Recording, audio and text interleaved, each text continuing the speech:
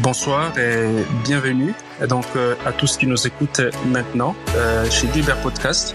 Donc juste un petit rappel, Guébert Podcast, c'est un podcast qui parle de l'éducation numérique, qui parle aussi de l'entrepreneuriat et aussi le rôle de la femme dans les processus de la paix. Et donc dans ce soir, nous avons une invitée qui s'est jointe à nous pour essayer un peu d'explorer une des thématiques donc sur l'entrepreneuriat.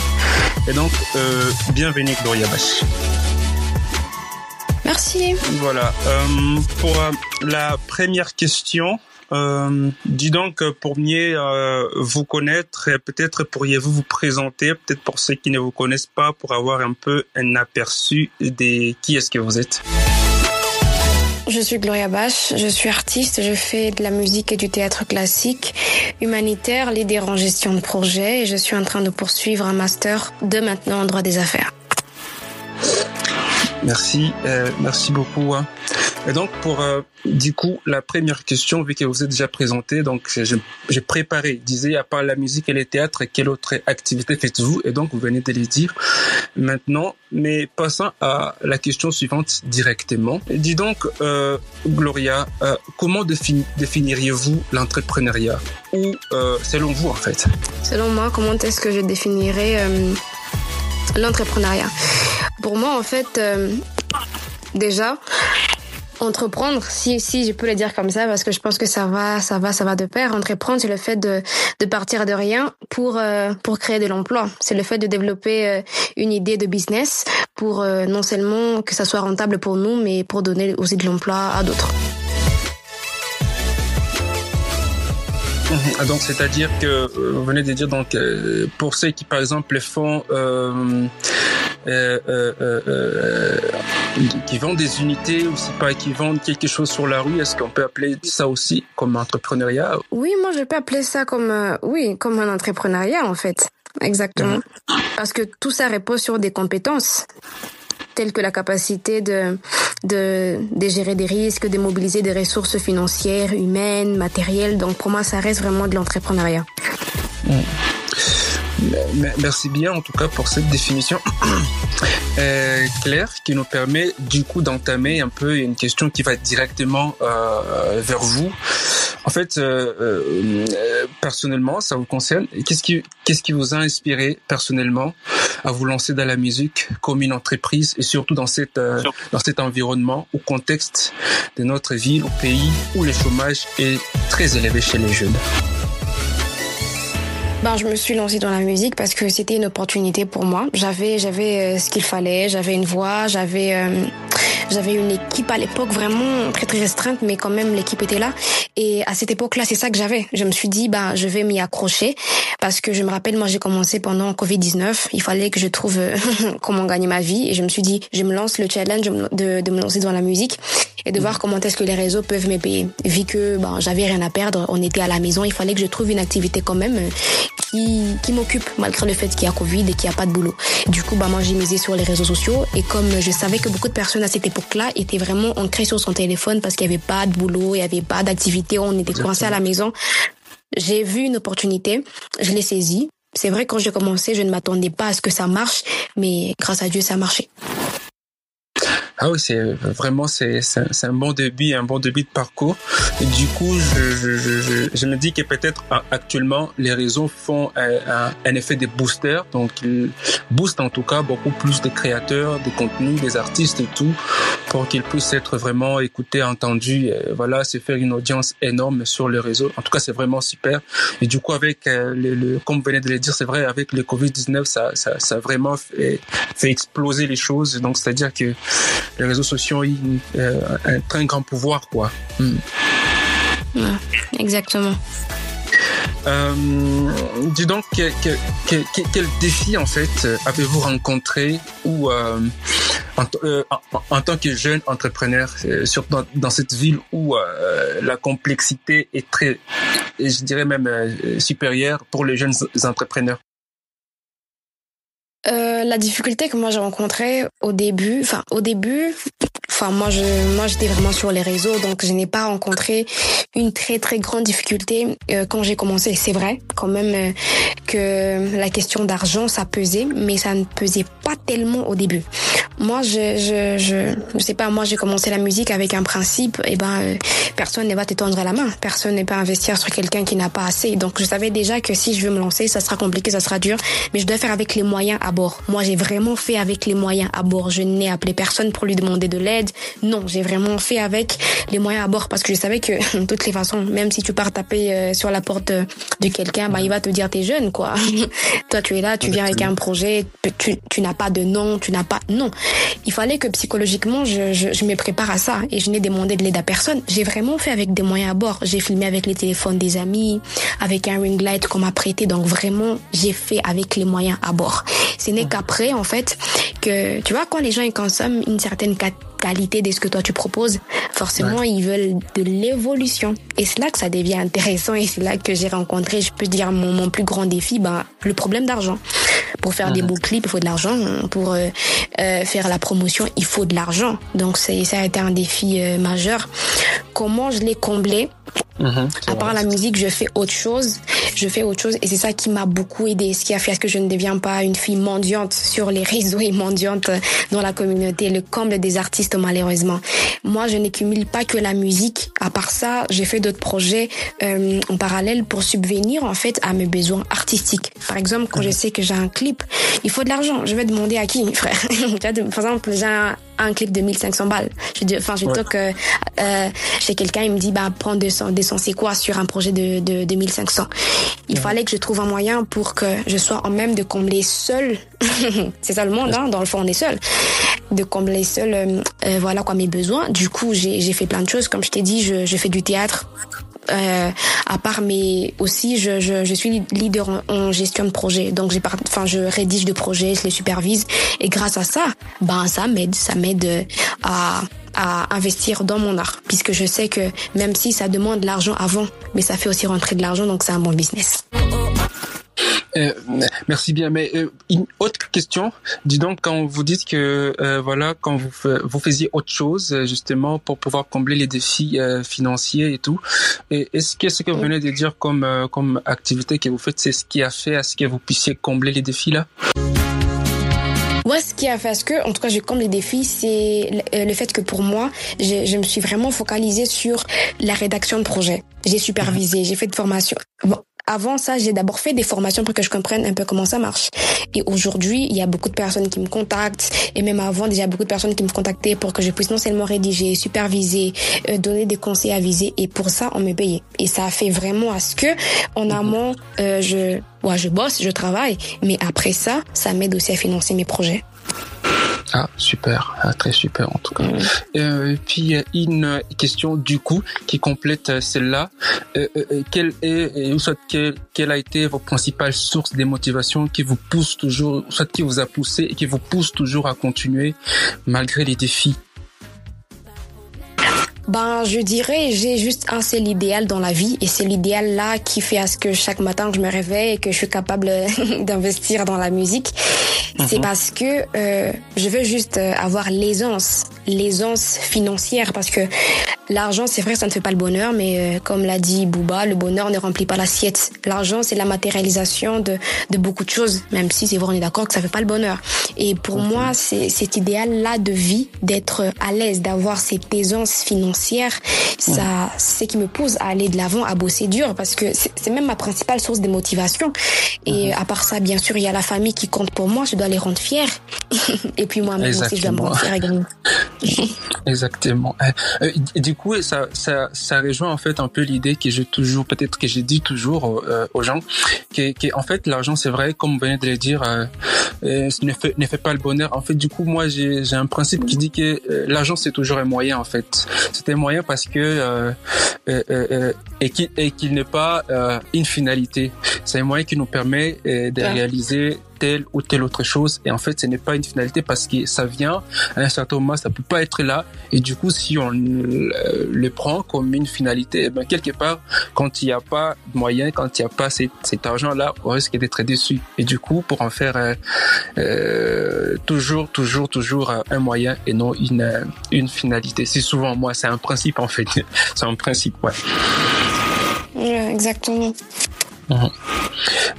Maintenant, la question suivante, Gloria, comment conciliez-vous votre vie professionnelle et vie personnelle dans ce contexte d'incertitude peut-être économique de notre pays voilà, comment conciliez-vous votre vie professionnelle et personnelle? Dans les cadres personnels, c'est vague, il faudrait spécifier.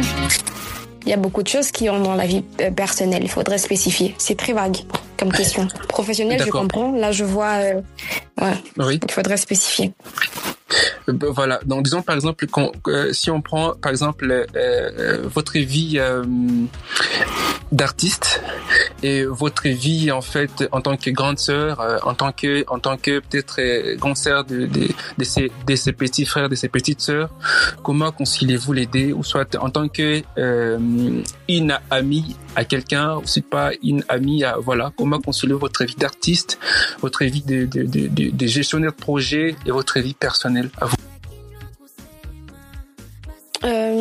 Moi, je ne concilie pas, si on peut les dire comme ça. C'est peut-être bizarre, mais moi, je ne concilie pas. Je sais faire la part des choses. En tout cas, je ne mélange pas. Pas. Bâche et les professionnels. Quand je suis pas en train de faire la musique, je reste une fille de Goma, Mtoto wa Goma, qui a une vie normale, qui a des amis. Donc, il y a pas de conciliation. Donc, j'ai fait la part des choses. Quand il faut être en studio, chanter, prestation, je fais ce que j'ai à faire. Après, la vie continue.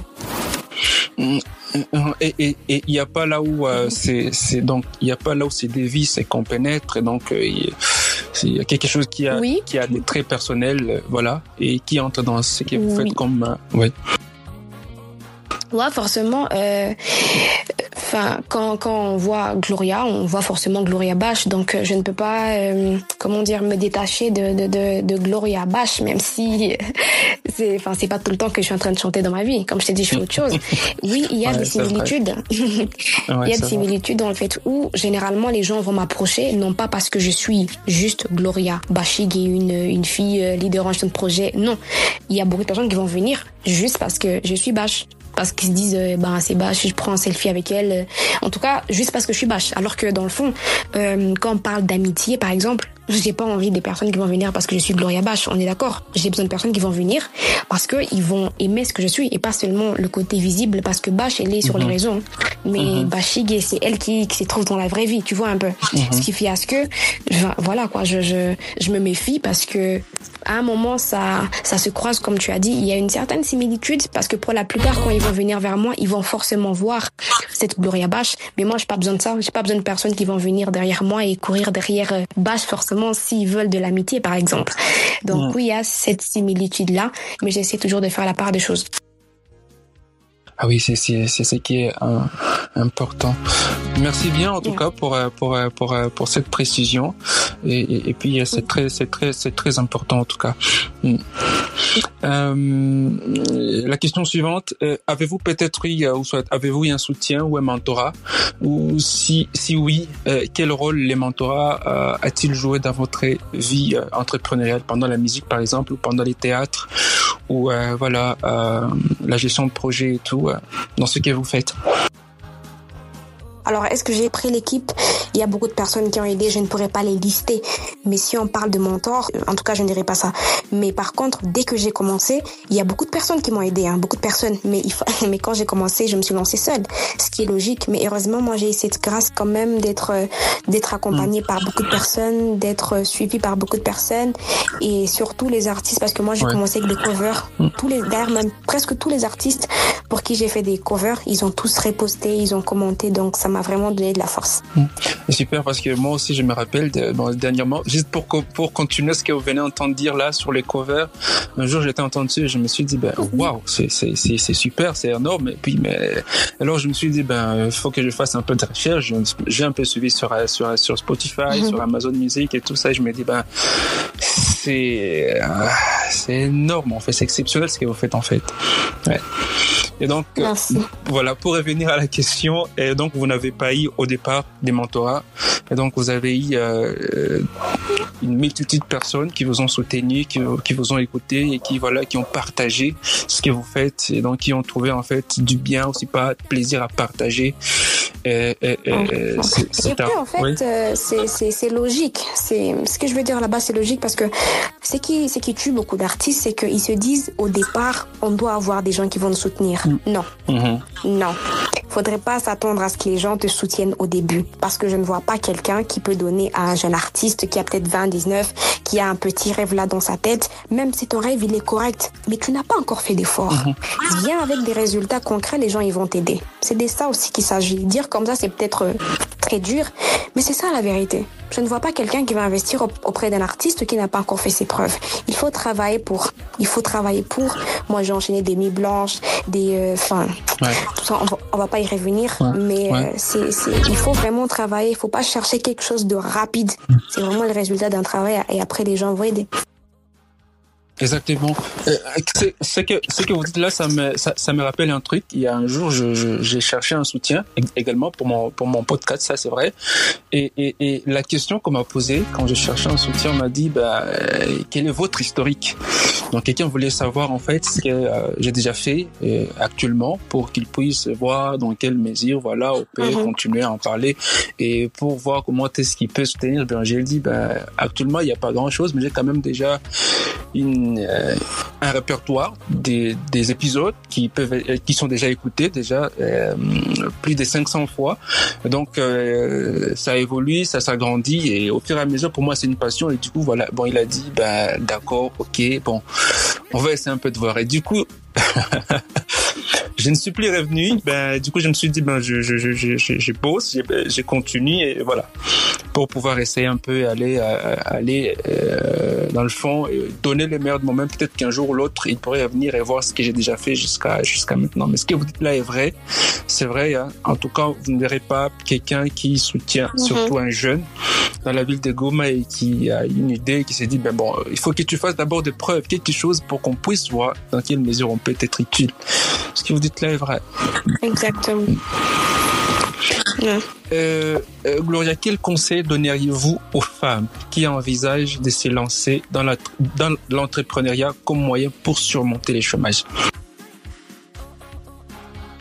Ça dépend de quel genre d'entrepreneuriat. Est-ce que c'est culturel? Mais d'une façon générale, si je peux y répondre comme ça, d'une façon générale, on n'est pas tous faits pour être entrepreneurs. Il faudrait qu'on nous enlève cette idée dans la tête. C'est vrai qu'aujourd'hui, il y a vraiment cette vague où on nous dit, il faut entreprendre, c'est bien. Mais on n'est pas tous faits pour être entrepreneurs. Entreprendre demande énormément de choses. Alors, si tu n'as pas les nerfs qu'il faut, reste chez toi, concentre-toi sur autre chose. Travaille pour les gens. Peut-être dire comme ça va peut-être choquer, mais c'est vrai. On n'est pas tous faits pour être entrepreneurs. Moi, j'ai fait mon stage, j'ai passé mon stage chez Anadec, je le dis par expérience. Anadec, c'est une agence nationale pour le développement de l'entrepreneuriat congolais.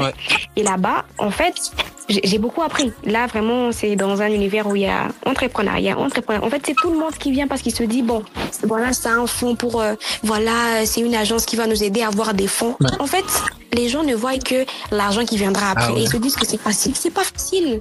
La gestion de l'argent, faire un bilan, gérer le personnel, personal branding, avoir des idées innovantes. Et puis, le comble, c'est pas seulement d'avoir une entreprise, mais c'est de perdurer l'entreprise jusqu'à la fin. Et surtout, ton entreprise doit régénérer des bénéfices, non seulement annuels, sans compter la concurrence sur le marché, au niveau national, interne et aussi international. Donc, je suis désolée, on n'est pas tous faits pour être entrepreneur. Il faut avoir, en tout cas, un mental d'acier. Et quand tu sais que tu n'as pas ce mental, reste chez toi, cherche, écris un CV, cherche un travail, full stop. Mais si tu sais que tu as vraiment tu as vraiment une tête, je vais dire, pas très bien faite, hein, mais vraiment, tu as un mental, tu sais gérer les gens, tu es très, très créatif, tu connais gérer de l'argent, tu as fait des formations tu as vraiment des idées qui peuvent régénérer, qui peuvent donner aussi de l'emploi à d'autres. Essaye. Et peut-être que si ça marche, ça sera une très, très belle idée parce que entreprendre, ça aide. Parce que quand on entreprend, on donne aussi du travail à d'autres personnes. Donc, économiquement parlant, c'est bien. Mais si franchement, tu n'as aucune expérience, tu ne sais pas prendre des compromis. Tu adores dormir, tu ne sais pas travailler tard la nuit, tu ne sais pas te priver. Toi, ta vie, c'est aller chiller tous les jours. Tu ne sais pas te priver pour demain. Tu sais pas ce que demain va te réserver. Reste chez toi, écris un CV et nous, les entrepreneurs, on va vous donner du travail. Merci beaucoup pour cette idée, mais c'est vrai, ça me choque, comme tu l'as dit, ça me choque. Peut-être pour quelqu'un qui pourrait se dire, j'ai une petite idée, je voulais faire un truc, du coup là, en tout cas, Gloria Bach, mais me déséquilibre, me désoriente, et du coup je vais abandonner, mais peut-être que ce que vous dites là est vrai, tout le monde n'est pas fait pour ça, il faut un mental, ça c'est vrai, il faut vraiment être bien armé pour pouvoir entreprendre quelque chose, ça ne demande pas justement, c'est vrai, avoir des fonds et commencer, parce qu'il y en a beaucoup qui ont eu des fonds mais qui l'ont dilapidé, qui l'ont gaspillé et du coup ils n'ont rien fait. Comme vous l'avez dit, il faut avoir son business plan, il faut bien respecter les choses, il faut vraiment aussi avoir une notion de la gestion de finances, de la gestion du personnel, en fait c'est beaucoup, et aussi savoir garder cette concurrence sur les marchés et aussi être durable. Ce que j'ai remarqué aussi pour la plupart des entreprises à Goma, ils ne sont pas durables, ou même si pas en RDC, ils ne sont pas durables. Pourquoi? Parce que peut-être il y a certaines choses là que vous venez d'évoquer et qui manquent en fait aux entrepreneurs pour pouvoir essayer un peu je dirais de créer et d'être, je dirais, durable dans ce qu'ils ont créé. Moi, tout ce que je dis aux personnes qui aimeraient entreprendre, faites le temps de faire des formations, apprenez. Parce que après une formation, tu es capable de te dire, ça je peux le faire, ça je ne peux pas le faire.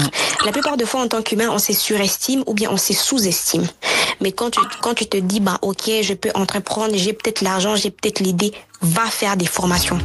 Forme-toi. Moi-même, jusqu'aujourd'hui, même si je connais déjà le digital, je fais chaque année une formation sur la digitalisation et le marketing en ligne. Alors que je le fais, je suis en train de pratiquer, mais chaque année, je fais ce qu'on appelle je me capitalise chaque année parce que tous les jours, il y a des innovations. Et en tant qu'entrepreneur, avant de te lancer, tu peux même te surestimer, mais grâce à une formation, on va te faire redescendre sur terre et tu seras en même de dire, et comme ça, ce n'est pas fait pour moi. Peut-être que là-bas, mieux vaut je me réoriente comme ça.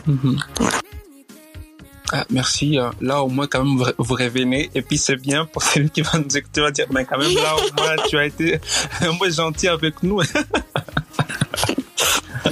Mais c'est vrai, il faut se dire la vérité, même si elle est dure à entendre. Exactement. Souvent, c'est dur à avaler, mais ça aide. Ouais. Dis donc, alors, quel changement aimeriez-vous voir dans le monde des affaires pour mieux soutenir les femmes entrepreneurs, notamment dans notre région, avec un taux de chômage aussi pas, ou aussi il y a beaucoup de conflits armés? Quel changement aimeriez-vous voir dans le monde des affaires? Dans le monde des affaires, quel changement j'aimerais voir? Je ne veux pas m'attaquer aux conséquences, je veux m'attaquer à la cause. Je suis désolée. Parce que la question, c'est une conséquence. Je vais aller à la cause. On est au 21e siècle. La femme a le droit maintenant de faire ce qu'elle veut. En tout cas pour certaines, on ne va pas exagérer. Je pense que les femmes devraient se prendre en main et travailler plus sur elle-même et pour s'imposer dans le monde.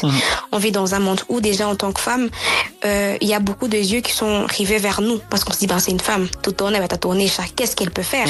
Donc on doit travailler pour. Moi je fais la musique, c'est un univers qui est dominé, je dirais même peut-être à 75% par les hommes. Donc forcément, si je dois m'imposer, je dois travailler dur. C'est tout. Les femmes doivent prendre en main leur destin. Moi, j'ai pris en main la musique que je fais. Maintenant, je suis là. Qui m'a soutenu? C'est qui? qui m'a tendu la main quand j'étais en train de commencer, c'est qui? Mais aujourd'hui, Dieu merci, j'ai travaillé j'ai été repérée par un grand label européen. Dieu merci. Tout ce que je dirais, c'est que les femmes doivent travailler d'abord. C'est vrai qu'il y a celles qui travaillent et je vous encourage. Je sais à quel point ce n'est pas facile parce qu'à chaque fois qu'on voit une femme quelque part, on se dit, forcément, il y a quelqu'un derrière là-bas qui a boosté, qui a. Ouais, je t'ai dit ça. C'est ça. Ouais. Et puis ça fait mal, mais on doit travailler pour. Ouais. Donc, au lieu de dire que qu'est-ce qu'on doit changer dans l'univers des affaires, ça c'est une conséquence. Moi, je vais m'attaquer aux causes en tant que femme travaillant et aidons les autres femmes aussi à travailler. Créons, moi j'appelle ça une cohorte, c'est-à-dire pour toutes les femmes qui ont réussi, allons vers d'autres femmes là, qu'on puisse leur donner aussi l'envie de réussir. Peut-être même, les femmes qui ont déjà réussi dans X, Y domaine, tendez la main à d'autres femmes et ensemble, qu'on va former cette cohorte, cette force, on pourra aider les autres et même s'entraider. C'est comme ça que je répondrai à cette question.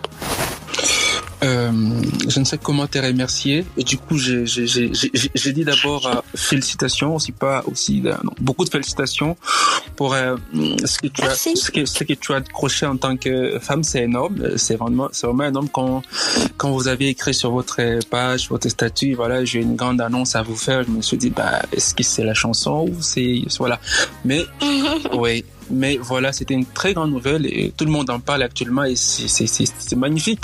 Je peux dire aucun artiste à Goma n'a jamais fait ce que vous avez fait, tu vois. À moins que je me trompe. Mais vraiment, pour des artistes locaux ici à Goma, donc les locaux, ils n'ont jamais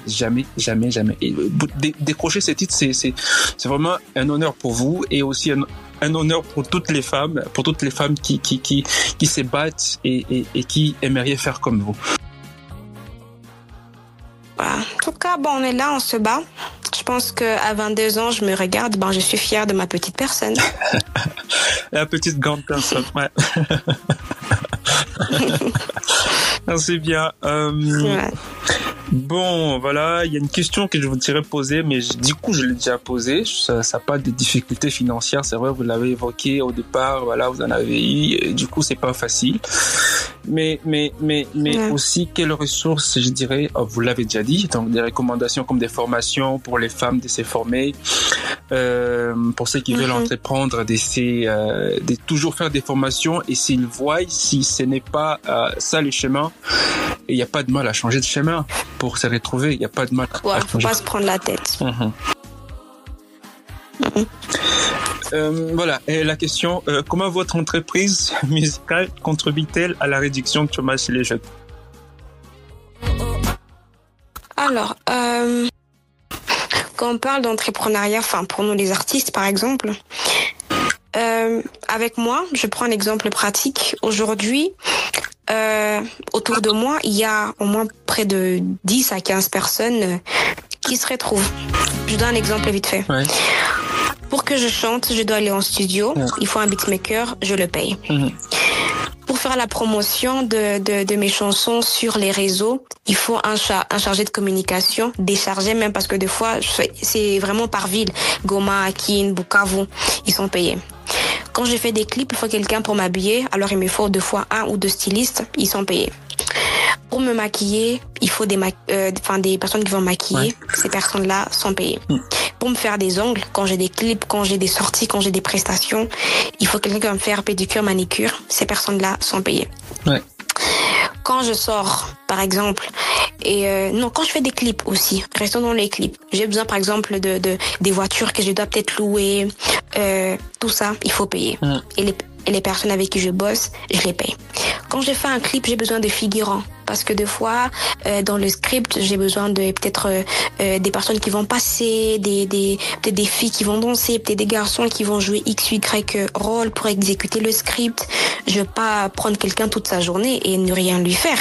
Techniquement, toutes ces personnes-là, pas techniquement, ces personnes sont payées. Ouais. J'ai besoin des danseurs, non seulement pour faire des challenges TikTok, mais aussi parfois dans les clips et gérer dans la chorégraphie. Ces personnes-là sont payées et la liste, elle est longue.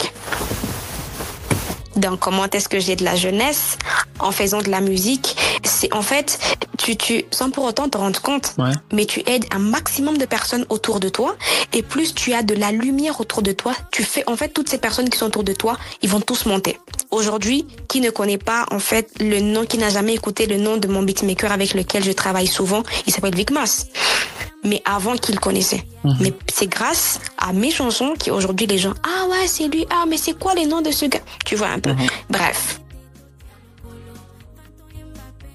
Voilà. C'est vraiment super, c'est vraiment super. Donc, dans tout ce que vous venez déjà de dire, je vois qu'il y a un max de jeunes qui bénéficient de votre évolution, de votre montée, et tout ça, ils sont bénéfiques, voilà, de ce que vous faites, et aussi se retrouvent dans leur vie en tant que jeunes. C'est vraiment super. Et quelque part, ça diminue en fait, je dirais. Donc, si les taux de chômage à Goma étaient à autant de pourcents, il y a une diminution du taux de chômage chez les jeunes à partir de vous, à partir de votre label, à partir de votre musique, de ce que vous faites. Et c'est vraiment quelque chose de très magnifique, très magnifique. Parce que pourquoi j'ai posé cette question? Parce que c'est vrai, il est difficile de s'entourer de jeunes, parce que la plupart des gens disent que voilà, les jeunes n'ont pas d'expérience, n'ont pas de quoi quoi donner pour pouvoir te faire évoluer. Mais vous avez pris ces jeunes, et du coup ils vous font évoluer, et vous les faites aussi évoluer, et c'est merveilleux pour la ville de Goma, et c'est super. Ouais, en tant que jeune, on a besoin quand même qu'on nous laisse une chance. Et moi, je travaille particulièrement avec des jeunes, et puis moi, je suis aussi jeune, donc Atamongo et Pekenazaka à Jérusalem. Donc, on commence quand même à la jeunesse, voilà. Exactement. Une petite question surprise par rapport à cette question. Donc, je dirais, est-ce que vous avez pu penser à pouvoir avoir, par exemple, un philosophe d'entreprise dans votre label? Je sais pas. Un philosophe d'entreprise. C'est quoi un philosophe? Je suis moi-même philosophe, même si je ne le dis pas. Du moins, j'adore la philosophie. Bon, c'est super. Comme on dit. Oui, ouais. Vas-y, j'aimerais bien écouter, parce que vous dites que vous êtes philosophe et au fait que vous aimez la philosophie. Ça me rend curieux, quoi. D'accord, j'ai dit que je suis... Non, je suis pas philosophe, mais j'adore quand même la philosophie. Je lis beaucoup de livres philosophiques. Je trouve que la différence entre les philosophes et d'autres personnes, les philosophes se basent sur ce qui est, pas sur ce qui doit être. C'est vrai, moi je suis une femme, je suis juriste de formation, et dans le droit, on se base sur ce qui doit être. Mais ce qui doit être n'est pas. Alors que les philosophes se basent sur ce qui est. Alors qu'on sait bien que l'être ne peut pas être le non-être, et le non-être ne peut pas être l'être. Oui, quelque part, ça c'est vrai, il y a une nuance entre les deux et tout. Donc, même si c'est ce qui a fait un peu les débats avec Aristote, pour les philosophes, Aristote et Platon et tout ça, l'autre dans les mondes des idées, l'autre dans ce qui est réel et tout, voilà. Voilà pourquoi j'ai posé cette question, parce que la question qui suit cadre très bien avec ce qu'il y a. Parce que, dis donc, maintenant, vous personnellement, quelle est votre vision à long terme pour votre entreprise, et quel impact souhaiteriez-vous avoir sur l'économie locale? Parce que quand il s'agit des philosophes d'entreprise, ils essayent un peu de voir un peu la perspective d'une entreprise, et essayer si pas appréhender des situations qui peuvent venir pour votre label, pour votre business, pour votre entrepreneuriat, et contextualiser cela, ou si pas travailler dessus pour essayer un peu de préparer en fait un défi qui peut venir demain ou après-demain, et essayer de travailler dessus avant le temps, et qui vous permettra un peu de gagner un peu d'avance, parce qu'ils essaient de réfléchir sur comment est-ce que vous allez, sur ce que vous faites. Ils essaient un peu d'analyser les situations, les contextes, les gens avec qui vous vous retrouvez, vous vous rencontrez. Ils essaient un peu de préparer, comme dirait, un environnement peut-être futur pour votre entreprise, pour qu'il soit encore plus durable. Maintenant, la question que j'ai posée: quelle est votre vision à long terme pour votre entreprise, et quel impact souhaiteriez-vous avoir sur l'économie locale? Alors, ma vision, on va y aller rapidement. c'est de perdurer, c'est de rester, ce n'est pas de mourir ou bien de disparaître. Déjà, mon entreprise, c'est ma marque de fabrique, c'est Gloria Bach. On n'est pas en train de parler de vente de vêtements ou quoi que ce soit. L'entreprise d'un artiste, c'est son nom en fait, c'est moi-même. Donc la vision pour moi, c'est non seulement faire des grandes scènes, donner des opportunités à d'autres jeunes, porter très loin le nom de la RDC, mais aussi valoriser ma langue qui est le Swahili. On va y aller comme ça. L'impact de ma musique, moi je dirais qu'il y a beaucoup d'impact. On va y aller au niveau culturel. Ouais. Le fait pour moi de chanter, la musique rassemble. Non seulement que ça rassemble, mais aussi ça développe aussi en quelque sorte la cohésion sociale. On passe à l'impact économique, si on peut le dire comme ça.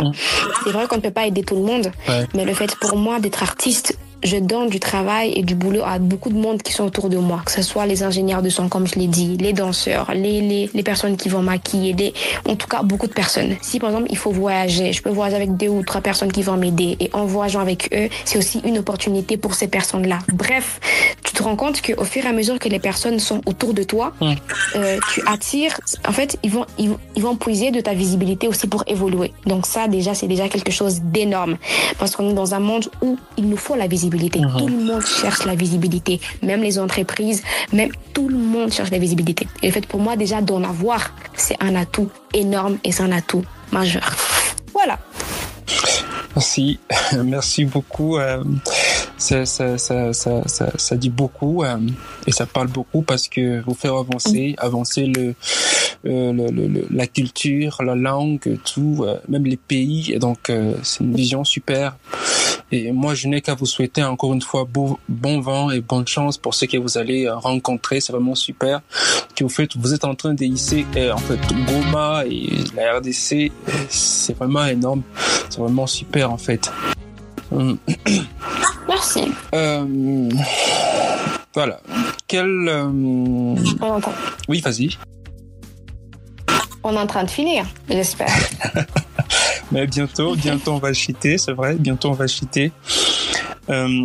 Quels sont c'est une question, peut-être permettez, vous allez peut-être essayer de répéter ce que vous avez déjà dit avant, mais c'est une question un peu complémentaire. Quelles sont les compétences essentielles pour réussir en tant que femme entrepreneur de notre région? Vous l'avez peut-être déjà dit un peu quelque part, mais je voudrais quand même que ça revienne. Quelles sont les compétences essentielles pour les femmes, spécifiquement? Déjà, il faut avoir la tête sur les épaules. Il ne faut pas avoir la tête dans les nuages. Il faut être réaliste. C'est le premier conseil que je peux donner. Le deuxième, il faut avoir cette capacité de s'adapter au changement surtout et à l'incertitude. On vit dans un monde où, surtout quand tu es à Goma, à chaque instant, ça peut partir en cacahuète. À chaque instant, il peut y avoir un changement. Donc, tu es capable de t'adapter. S'il y a le volcan, s'il y a la guerre, comment tu fais? Comment est-ce que tu vends ton produit? Comment est-ce que tu te vends, surtout quand tu es artiste? Deuxième des choses, tu dois savoir comment communiquer avec efficacité sur toi et sur ton produit, par exemple. Si tu vends des produits et sur toi, si tu te vends. Par exemple, si tu es créateur de contenu ou bien si tu es artiste. Troisième de choses, la gestion du temps. Ça, c'est la crème de la crème. Tu dois savoir tu dois savoir gérer ton temps. Et comme je le dis toujours à mes amis, on ne recherche qu'est de l'or, pas la pierre. Donc, fais de ton mieux pour être de l'or. Ou bien fais ton mieux pour être au moins un diamant. C'est la moindre des choses. Mais sois pas la pierre. Donc, sois pas disponible pour tout le monde. Gère ton temps. Capitalise chaque minute, chaque seconde. Sois pas quelqu'un qu'on peut rencontrer en cours de route. On dit, voilà, madame, est-ce que tu peux m'accompagner aujourd'hui au marché? Oui, on y va. T'as pas prévu d'en tuer une fille qui dit oui à tout, t'as pas de programme. Non. Même si tu n'as pas de programme, t'es occupé. Exactement. Donc, bref, quand même, tu dois savoir gérer ton temps. En quatrième lieu, je placerai l'intelligence émotionnelle, surtout en tant que femme. Parce que, en tant que femme, même les hommes, mais les femmes, on est tendance à trop exposer ce qu'on ressent. C'est-à-dire la colère, on va extérioriser, la haine, on va extérioriser, la joie, on va aller dans les extrêmes. Tu as déjà vu un président pleurer, toi? Tu as déjà vu un président sourire et, c'est pas moi, à l'extrême? Non. il y a cette tenue qu'on doit avoir en tant que leader, en tant qu'entrepreneur. Tu dois savoir gérer tes émotions. Tu peux être là, peut-être un gardien, il tonne sur toi. Comment est-ce que tu vas faire? Est-ce que tu vas crier, ouais, regarde-moi, qu'est-ce que tu... Non, tu dois savoir gérer. Parce que à la minute où tu vas exagérer, non, déjà le respect va diminuer. Donc, tu dois avoir cette intelligence émotionnelle et il faut faire des formations pour ça. Il faut faire... Donc, si moi je dis ça, c'est parce que j'ai fait une formation. Donc, allez vous former. Après, c'est pas en dernier lieu. Il faut aussi avoir l'esprit critique. Ouais. C'est très important. Et pour ça, il faut lire. Il faut lire. Si aujourd'hui, je suis capable de te répondre comme ça, vite fait, peut-être même bien fait, c'est parce que j'ai lu, c'est parce que je prends le temps de me cultiver, c'est parce que je prends le temps de lire. Sinon, tu seras juste des femmes bêtes. Tu seras juste une femme bête, c'est tout. C'est dur de le dire, mais c'est comme ça. Prenez la peine de lire, c'est très important. Ça te permet de sortir de ce lot-là de personnes bêtes, c'est tout.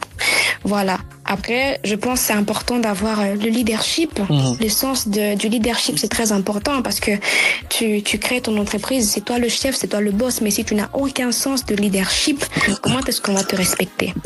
Question. À la fin, je dirais, il faut être persévérant et avoir cette dose de résilience. Voilà. Parce qu'il n'y a pas toujours des hauts dans l'univers entrepreneurial, non. Des fois, tu peux investir ton argent et ça part en fumée.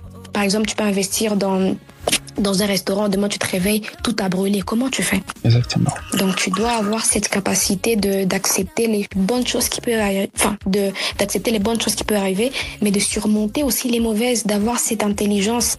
Moi, j'appelle ça une intelligence émotionnelle, mais aussi cette force, cette résilience, comme l'a bien dit Mukwege, cette force des femmes, cette résilience interne de surmonter les mauvaises choses, de surmonter les situations difficiles de la vie. C'est très, très important. Après, il y a beaucoup de compétences. Ça peut être de compétences techniques, bref. Mais je pense que c'est ça l'important. Après, il faut croire aussi en toi. C'est la base. Parce que si toi, tu ne crois pas en toi, personne ne va t'acclamer à ta place. Exactement.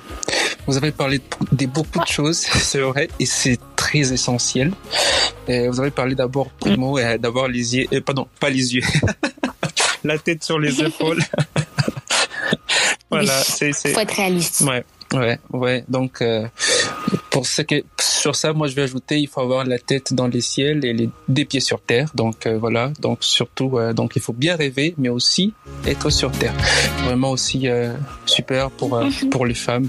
Du coup, vous avez parlé de la gestion de temps, d'être critique, d'avoir le leadership, d'être persévérant.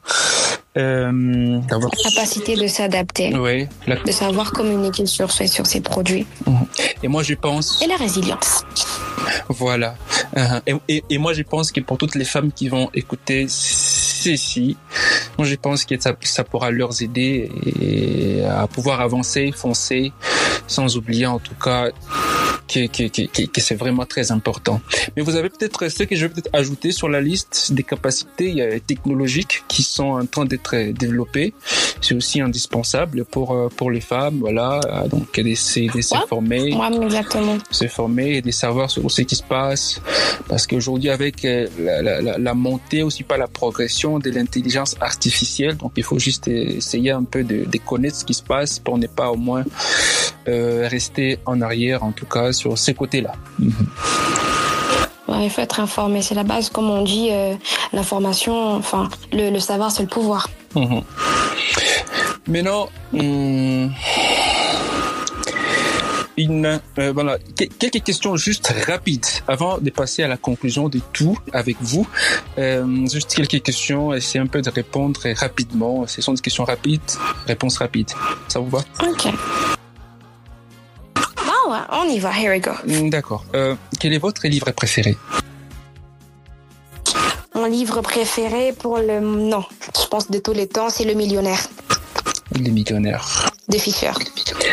Pour moi, c'est nouveau. Et du coup, vous me dites d'aller consulter. Ah, tu ne connais pas Les Millionnaires? Peut-être, est-ce que c'est 3 tomes, il faut aller lire. Est-ce que c'est l'autoroute des millionnaires ou c'est pas c'est les millionnaires? Non, c'est Les Millionnaires, juste comme ça. Ça a 3 tomes. Tome 1, tome 2, tome 3. Là, tu m'envoies tout droit à la bibliothèque. Il faut aller chercher. En tout cas, ouais. Voilà. Si on devrait vous définir juste en un seul mot, quels seraient ces mots-là? Forte. Merci. C'est quoi une croyance que tu as et qui va à l'opposé de ce que les autres ont? Une croyance. Laisse-moi réfléchir, même si c'est une réponse vite faite. D'accord. Je crois, bon, c'est pas c'est vraiment une croyance, hein, mais je crois qu'on peut. Oui. Comment je peux le dire? Laisse-moi chercher les mots, oui. Du moins, comment l'expliquer? Oui. Ouais, je pense que l'amour, ce n'est pas la première chose qui doit faire à ce qu'on se marie avec quelqu'un. Pour moi, ça vient en dernier lieu. Il y a d'abord les principes, il y a d'abord les valeurs qu'on aimerait partager avec la personne et après, c'est l'amour. Ce qui fait à ce que pour moi, quand quelqu'un me dit je veux être avec cette personne parce que je l'aime, je trouve ça juste illogique. Pour moi, tu dois me dire je veux être avec cette personne parce que cette personne est comme ça, comme ça, comme ça. Cette personne apporte ça, ça, ça, ça, ça et à la fin aussi parce que je l'aime. Voilà. Merci, mais ça me pousse à réfléchir. Oui, c'est vrai, c'est une question très intéressante, c'est aussi réponse intéressante. Ça me pousse à poser une question, à réfléchir un peu dessus. Donc, vous pensez que peut-être qu'il y a d'abord quelque chose avant l'amour et ce n'est pas quelque chose de gratuit que l'on voit, mais il y a quelque chose de, voilà, si par exemple tu chantes bien, tu parles bien, tu travailles bien, tu es forte, tu es battante. Donc, tous ces événements doivent passer en avant de dire qu'il y a un amour gratuit juste pour ce que tu es, c'est ça? Non, ce que je dis, c'est que on doit chercher la personne qu'il nous faut. Je prends un exemple. Oui. Moi, je suis artiste. Forcément, je ne veux pas mettre avec quelqu'un qui ne comprend pas le monde artistique. Je ne veux pas qu'il soit artiste, mais il doit comprendre. C'est-à-dire, même si je te vois et que j'ai des sentiments envers toi, ces sentiments seront éphémères parce que tu ne me corresponds pas. Je ne peux pas être avec quelqu'un qui ne comprend pas ce monde-là. C'est impossible. Donc, même si les sentiments peuvent venir, ça sera des sentiments vains parce que, écoute, tu ne comprends pas ce que je fais. On va faire comment? Quand j'irai en tournée, toi, qu'est-ce que tu vas faire? M'appeler chaque fois? Qu'est-ce qui se passe? Impossible. Donc, même si j'avais des sentiments, non, ça va vraiment partir parce que tu ne me corresponds pas. Et je parle de correspondance. Voilà. Ah, super en tout cas. Et donc c'est une croyance que tu as et qui va à l'opposé de ce que les autres pensent ou croient, c'est ça, non? En tout cas pour la plupart. Merci bien. C'est quoi ta plus grande peur? Ma plus grande peur, c'est de me marier avec la mauvaise personne. Moi, je pense que c'est ma plus grande peur. Là, pas de commentaire. Ouais, c'est vrai, pas de commentaire. Dis donc, et puis la dernière question sur cette série des questions rapides, c'est quoi ta motivation pour toujours aller et foncer de l'avant? C'est quoi ta motivation à toi, personnelle? Je l'ai dit, l'aisance, être à l'aise, être capable d'atteindre un niveau où je vais me réveiller le matin et ne plus rien avoir à dire à Dieu. En fait, ne plus rien avoir à demander à Dieu, mais seulement dire à Dieu merci parce que tu m'as donné, alors fructifie. Parce qu'aujourd'hui, chaque fois que je me réveille le matin, je dis à Dieu donne-moi, donne-moi. Et je prie Dieu et à chaque fois je dis à Dieu, j'aimerais atteindre un niveau où je ne veux plus te dire donne-moi parce que tu m'auras déjà donné. Et pour moi, c'est ça ma motivation. Et je le dis à Dieu. Aujourd'hui encore, je suis en train de te dire donne-moi, donne-moi. Mais fais-moi arriver à un niveau où je vais te dire tu m'as déjà donné. Alors gratifie, augmente, perfectionne. Ah oui. Ah oui. Ouais, ça me touche, c'est super en tout cas. Hein. C'est super comme message, comme motivation. Et maintenant pour clore, la dernière question. Avant, tu te rappelles peut-être que j'ai posé une question qui s'adressait uniquement aux femmes et tout. Maintenant là, je voudrais que vous parliez un peu du message, aussi pas des données de message que vous aimeriez transmettre, pas uniquement aux femmes, mais à tous les internautes qui rêvent de devenir entrepreneurs dans un environnement si complexe comme Goma. Quel message donneriez-vous? À Goma. Goma, il faut avoir la tête des cascadeurs, hein, un mental de cascadeur. Du coup, les chants. Du coup, les singles là, cascade, c'est vrai. Ouais, c'est vrai. Exactement, parce que on est tous traumatisés. On a normalisé des choses qu'on ne peut pas normaliser, des choses qui ne sont pas normales, mais on vit dans ça. C'est anormal de voir qu'aujourd'hui, quand je n'ai pas écouté des crépitements des balles, que je puisse me demander, Léo Azikoulia, qu'est-ce qui s'est passé? Ce n'est pas normal. Ce n'est pas normal d'être congolaise, d'être congolais, et à chaque fois qu'on écoute des crépitements de balles, ça ne nous fait ni chaud ni froid. Ce n'est pas normal.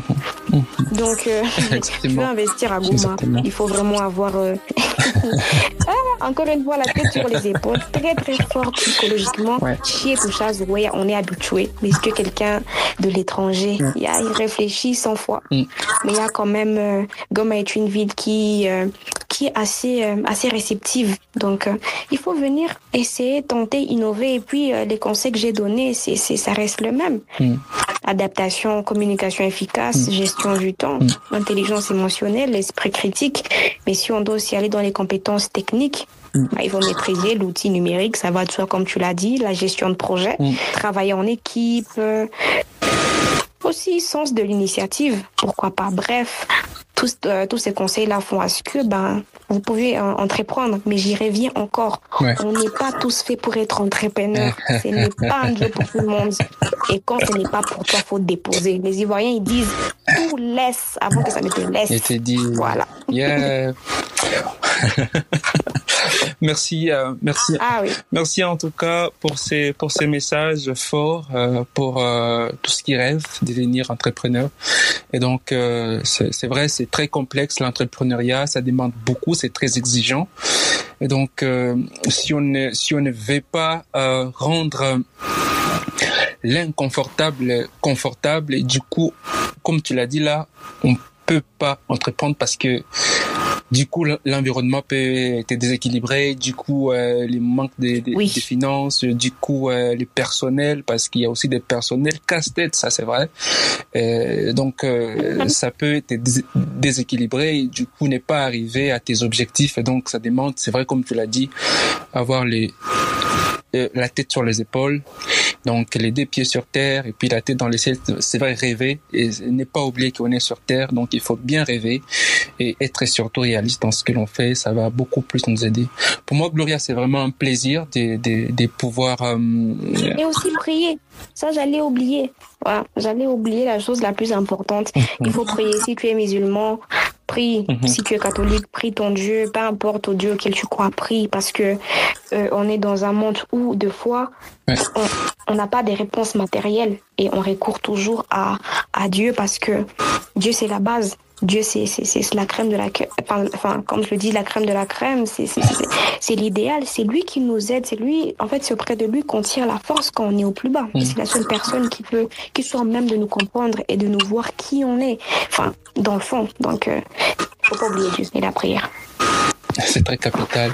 C'est vrai, je me rappelle que tu ne l'as pas mentionné nulle part et du coup c'est bien d'y revenir et c'est très très très très très important.